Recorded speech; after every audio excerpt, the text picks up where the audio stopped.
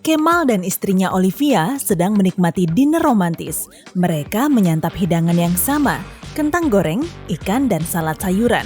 Setengah jam kemudian, Kemal mengeluh kurang enak badan, lalu memanggil ambulans. Tapi saat petugas paramedis datang, dia sudah tak sadarkan diri. Pria itu langsung dibawa ke rumah sakit dan untungnya dokter segera menyelamatkannya. Setelah memeriksa Kemal, dokter malah kaget bukan kepalang. Rupanya pria itu diracun. Hah? Gimana caranya? Dia dan istrinya kan menikmati makanan yang sama, tapi Olivia sehat-sehat saja kok. Dan anehnya lagi, keesokan harinya polisi malah menahan Olivia dengan tuduhan mencoba meracuni suaminya. Kok bisa sih?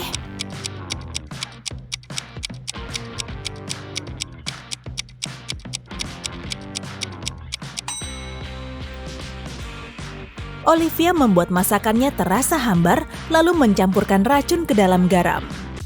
Putra baru saja lulus dari akademi kepolisian dan mulai bekerja sebagai calon detektif. Baru juga seminggu bekerja, dia sudah harus menangani kasus sulit. Salah satu rekannya menginvestigasi serangkaian kejahatan yang berkaitan dengan penyelundupan. Padahal dia sudah hampir menyelesaikan kasusnya, tapi beberapa hari yang lalu dia malah menghilang. Sesampainya di lokasi terakhir saat dia terlihat, Putra malah menemukan catatan 170-508-151U05.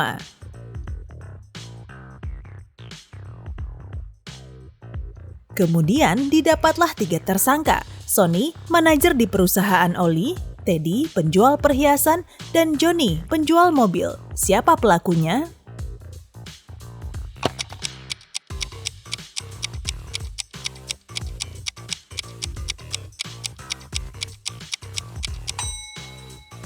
Putra ingin membuktikan kalau dia memang layak mengantongi lencana detektif. Dia pun memutar kertas itu dan mencoba memahami isi pesannya.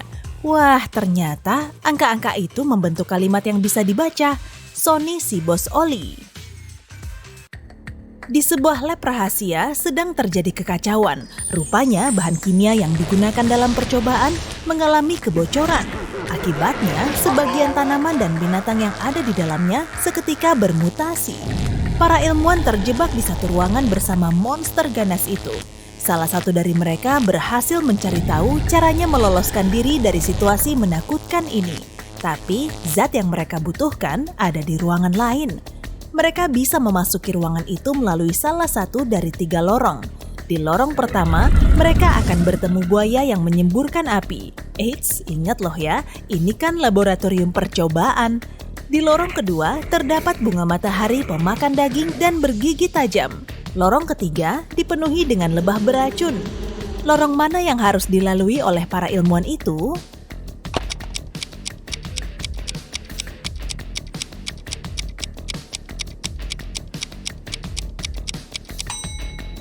Mereka harus memilih lorong yang dipenuhi dengan bunga matahari. Meski menakutkan, tanaman itu nggak akan bisa berpindah tempat kok. Tora dan Alisa sudah lama saling naksir dan mulai berpacaran. Tapi Sarah, sahabat Alisa, cemburu dengan hubungan mereka. Karena nggak mau menghancurkan persahabatan mereka, Alisa mencoba menutup rapat-rapat hubungannya dengan Tora. Makanya, dia mengirim pesan berkode ke Tora yang menunjukkan lokasi ketemuan mereka. Saat Tora mendapat surat pendek itu, di dalamnya tertulis kode seperti ini. Awalnya memang dia terkejut sih, tapi kemudian dia tahu lokasi yang dimaksud oleh Alisa. Apa kamu juga bisa mencari tahu?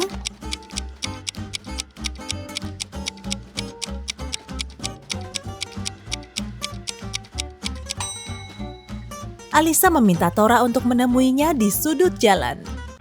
Eric menghubungi polisi karena sangat khawatir. Victoria istri saya kan lagi jalan-jalan sore bareng anjing kesayangan kami. Beberapa jam yang lalu, anjing kami memang kembali, tapi cuma sendirian. Saya nggak tahu di mana istri saya. Polisi pun menginterogasi para tersangka. Bu Sari bilang dia nonton TV seharian. Pak Pos berkilah. Saya sibuk nganterin surat, mana sempat berlama-lama di dekat sini. Lagian saya nggak lihat ada yang mencurigakan kok. Lalu Pak Tommy beralasan kalau dia sibuk bekerja di rukannya seharian. Petugas segera tahu kalau salah satu dari mereka berbohong. Yang mana?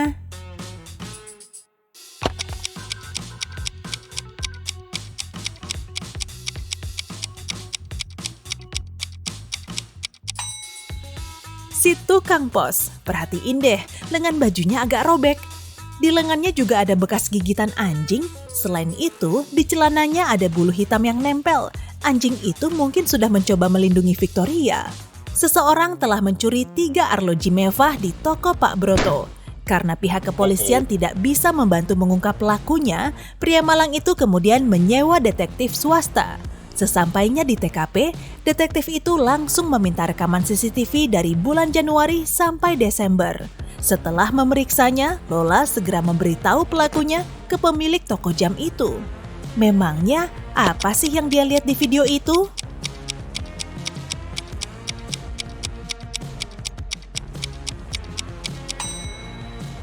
Pria yang sama datang ke toko Pak Broto sampai berkali-kali.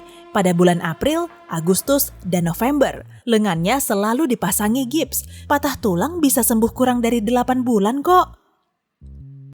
Julian punya teman nyentrik bernama Randy. Setiap kali ditanya, dia nggak pernah menjawabnya secara blak-blakan. Suatu hari, Julian ngechat Randy untuk mengajaknya nongkrong bareng di kafe.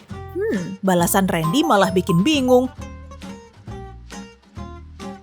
Maaf, lagi bokek nih, pengacara. Tapi Julian sudah sangat mengenal sobatnya itu, makanya bisa paham dengan maksudnya itu. Apa kamu bisa menebaknya?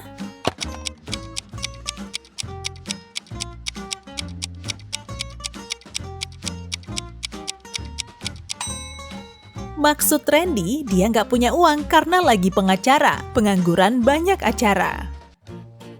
Beberapa saat kemudian, Julian ngechat Randy lagi saat memerlukan saran. Emang nyentrik banget si Randy ini, tapi dia juga pintar mencarikan solusi untuk mengatasi situasi sulit.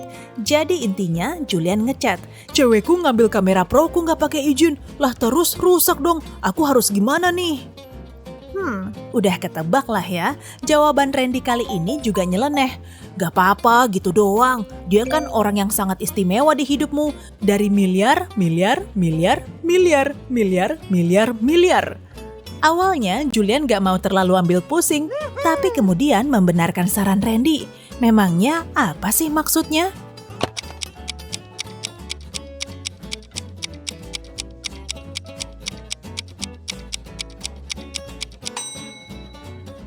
Satu dari 7 miliar.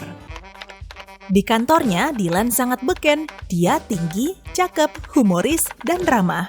Tapi ada satu tabiatnya yang tidak disukai semua rekannya. Dia suka gonta-ganti pacar setiap bulan.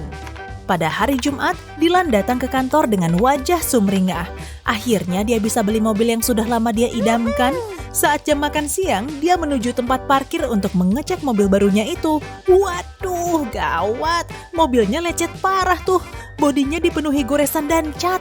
Wajah Dylan seketika pucat pasi. Lalu dia menghubungi pihak keamanan. Didapatlah 3 tersangka. Ketiganya merupakan mantan pacar Dylan. Andrea mengaku dia nggak tahu menau kalau Dylan punya mobil baru. Catherine menyaut dia sibuk membuat laporan untuk bosnya di ruangannya. Sedangkan Mila bilang dia sudah move on dari Dylan sejak lama. Siapa yang merusak mobil Dylan?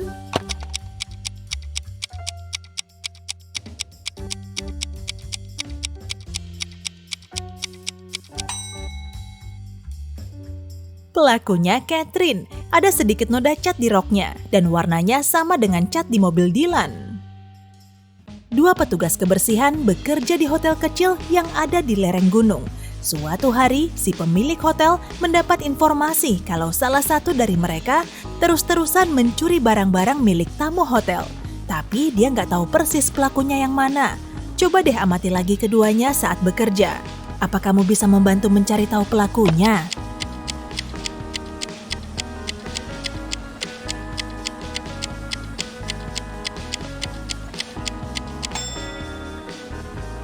Wanita yang di sebelah kanan gak lihat kalau ada cincin di bawah sofa. Dia memang kurang teliti, tapi jelas bukan pencuri. Sedangkan petugas yang ada di sebelah kiri, dia melihat cincin itu, lalu menaruhnya di dalam embernya. Jadi dia akan mengambilnya setelah pekerjaannya selesai. Gak salah lagi, pasti dia nih pencurinya. Suatu sore, semua uang yang ada di laci kasir sebuah kafe pinggir pantai digasak maling. Polisi punya 5 tersangka. Semuanya mengaku kalau mereka belum masuk ke kafe selama beberapa jam terakhir. Amati lebih jeli lagi deh, kamu juga akan tahu pencurinya kok.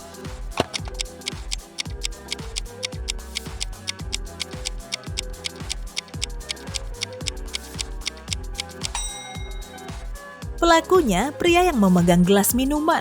Dia pasti beli minuman di dalam kafe itu. Tapi kok dia bilang belum masuk ke situ? Saat mengunjungi rekannya di kota lain, petugas Susi Idris menyempatkan diri untuk jalan-jalan santuy. Saat lagi asyik menjepret foto untuk dikirim ke suaminya, tiba-tiba dia ditabrak seseorang. Keduanya jatuh. Setelah membantu Susi berdiri, pria itu meminta maaf. Rupanya seseorang telah mencuri dompetnya dan dia sedang mencoba menangkap si pelaku.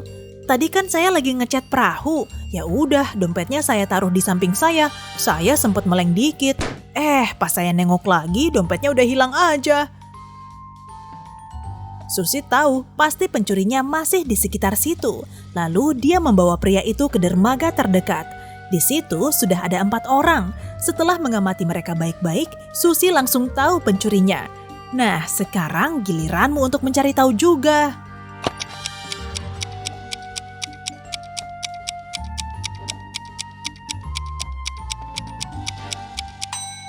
Pelakunya pria yang sedang menelepon. Di kakinya terdapat noda cat berwarna hijau. Julia pergi makan siang di restoran favoritnya. Dia memilih meja di dekat jendela, lalu menaruh tasnya di kursi yang ada di depannya. Setelah memesan menu, dia pergi ke toilet untuk cuci tangan. Tapi saat dia kembali, tasnya sudah ngebuka dan dompetnya hilang.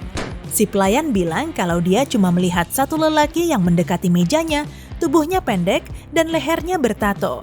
Kelihatannya si maling berjalan menuju meja luar. Saat menuju lokasi, Julia melihat 3 orang sedang duduk di mejanya masing-masing. Dia mengamati ketiganya dengan cermat dan langsung bisa tahu orang yang mengambil dompetnya. Siapa pencurinya?